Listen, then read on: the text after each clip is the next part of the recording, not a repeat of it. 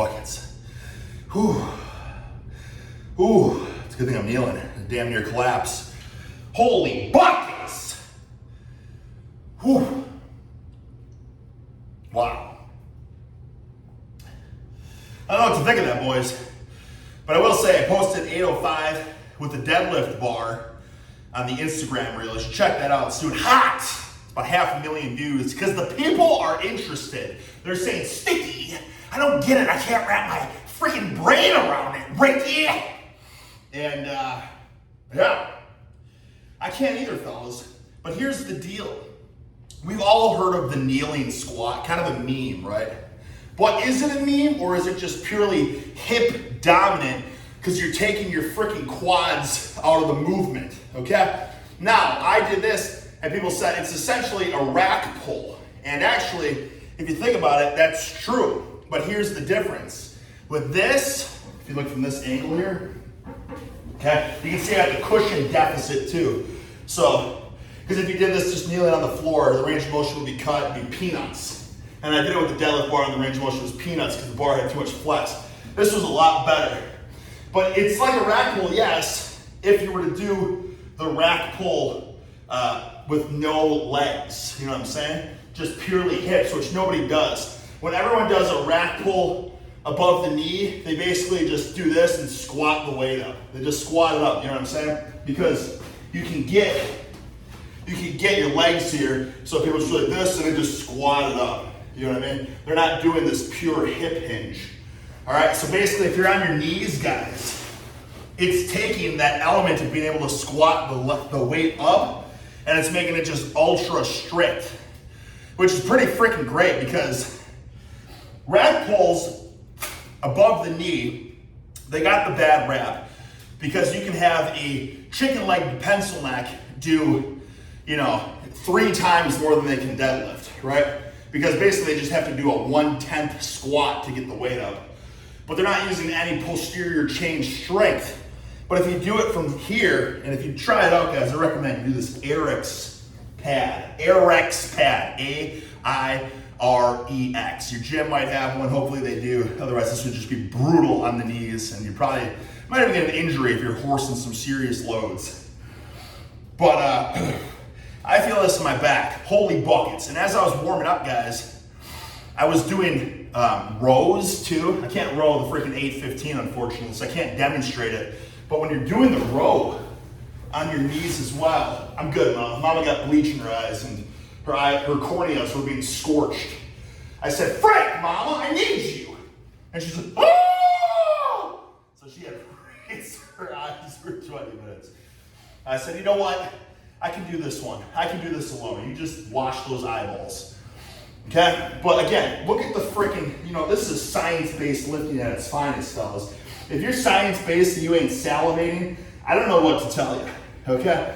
I was freaking warming up. Okay, you can see the height here. You can row on your knees. And basically what it does, because when a lot of people start to row heavy, they use the quads, right? Now, you could do a little bit of cheat, but all you're going to be doing is using a bit more, it's going to be taxing the low back and a little bit of the glutes if you're rowing from your knees. You could use 25-pound plates, 10-pound plates too, to get a bigger range of motion and make that sucker straight. Or you can do what I'm doing and kneel on a deficit so that you can horse some serious loads and still get a big range of motion, okay? So think about that for a second, fellas. Then, after I did that, I was like, holy buckets. That's great. What else can you do from this kneeling position? Well, if we're thinking about how you're taking all the cheat out of everything, guys, also just being in this kneeling position for a long time, my back is on fire, my glutes are activated. A lot of times in sports performance training, they'll do a lot of stuff like in a kneeling or half kneeling position to get your glutes firing because to stabilize, your glutes have to be kicked in. They have to be active when you're kneeling. Okay, even just try it out for yourself. Just kneel and get nice and erect, okay? And you'll see your glutes are firing, okay? So I'm thinking, holy buckets. Now we got a rack pull that's strict, purely posterior chain. We got a bent over row that's strict, purely posterior chain, no freaking cheating, okay? No momentum rows. Not that there's anything wrong with that, but there's a time and a place, right? So what does everyone cheat on the most? Well, I would say when they get heavy, they cheat with the shrugs. And then they just end up doing it's just this, the shrugs. You know what I'm saying? Like this is their shrug, when really they're just, once again, 1/10 squatting the weight. Which has, it has the place. There's a time and a place for it, right? The freaking, the long range partials, right? The stretch. Now, they once shamed it, but now these science freaks and physiques and physicists are all coming together and saying, wait a second, that's actually good. But we're gonna take that out of the equation. So think about this. You can row it, you can deadlift it, and then of course, you can shrug it with having 0 leg drive. Okay, so it's just purely, all the movement's gonna be generated from the traps, or if you do use a little bit of this, it's purely from your freaking erectors and your glutes. Okay, think about that. That's pretty crazy, okay? So now that got me thinking, wow, what if I was to barbell curl from a kneeling position as well? Guys, I wish I had lighter weight on here because I can't demonstrate any of this with 815 solid ass pounds. But what I do have are these pencil neck dumbbells. So let me just grab some of these. Okay, check this out. Check this out here. Oh man, I'm just scorched. Okay, look at this half kneeling, or this full kneeling position. Now, none of this, because this is kind of defeating the purpose. Get nice and erect, okay? Here we go, boom. Punch those hips. Keep them glutes firm and hard, okay? And then think about it, if you're using bigger dumbbells, what do people do when they're using bigger weights, when they're curling? They do this, right? Boo, boo. Which is, it's easy to get a ton of extra reps and move a ton of extra weight when you're doing that. But what if you're doing that from a freaking kneeling position? Whoa. Now what's happening here? My lower back and my glutes are getting smoked, okay? So if I'm gonna cheat, that's cool, but I'm getting one hell of a freaking fried lower back. Now the science-based lifting community is gonna say, but I wanna isolate muscle groups. And that's where we just did have a disconnect. I don't understand this whole concept of, I don't care how strong I am, I don't want to horsecock serious steel. I just want to look like I can horsecock serious steel. But I don't want to actually have the ability to do so. That's the most new age 2024 mindset I've ever heard in my life. At what point did a man stop wanting to be functional and able? I don't know. But for me, I want to be able to horse serious loads while having bulbous, serious, hard tissue. You know what I'm saying? So I can do this stuff, right? And I can, you know what I mean? Like straight reps, whatever way you can get the stretch. Look at, see now I got the stretch, like I'm doing an incline curl, right? But now look how you have the benefit of, if I do that, I'm getting a quad activation, quad stretch as well. Holy buckets, look at that. My quads are firing now, and I'm getting an elongated stretch in my biceps, no different than an incline curl. Now, if I want a cheat curl, okay, what am I doing? Boom, bulbous, rotund, spinal erectors, glutes up the wazoo, okay, and then again, you know what I mean? Your freaking upright rows, same thing. Oh, you're gonna use a little bit of momentum, you're gonna cheat those upright rows? That's okay, because you're gonna get a bulbous glute and erector pump. You know what I'm saying? Guys, I don't think you understand.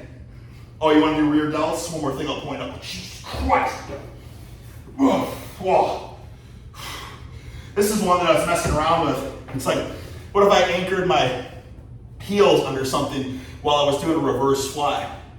Right? Because then I'm getting hamstrings up the wazoo while I'm working my freaking rear delts, rhomboids, traps. I'm getting a bubblicious, rotund, freaking, hell of an ass, and just thick, meaty hamstrings at the same time. Guys, I'm not expecting any of you guys to want to do this at the gym. I totally get it. You're gonna look like a gosh dang fool, absolutely. Like you're gonna look so stupid doing all these things on your knees, and you're gonna get a lot of jokes, like, oh, this guy likes being on his knees. You know what I'm saying? But if you work out at home, I'd highly recommend that you try some of this stuff out And I probably won't be bringing this cushion to the gym and doing all this, but what I will be doing is every time I work out at home, I'll probably do upright rows kneeling, lateral raises kneeling, curls kneeling, shrugs kneeling, these freaking rack pulls kneeling. You get what I'm saying? Bent over rows kneeling. Because like, what better way to get a freak peak physique and just all show and all go muscle mass? Because where is the typical Johnny Pencil neck the weakest?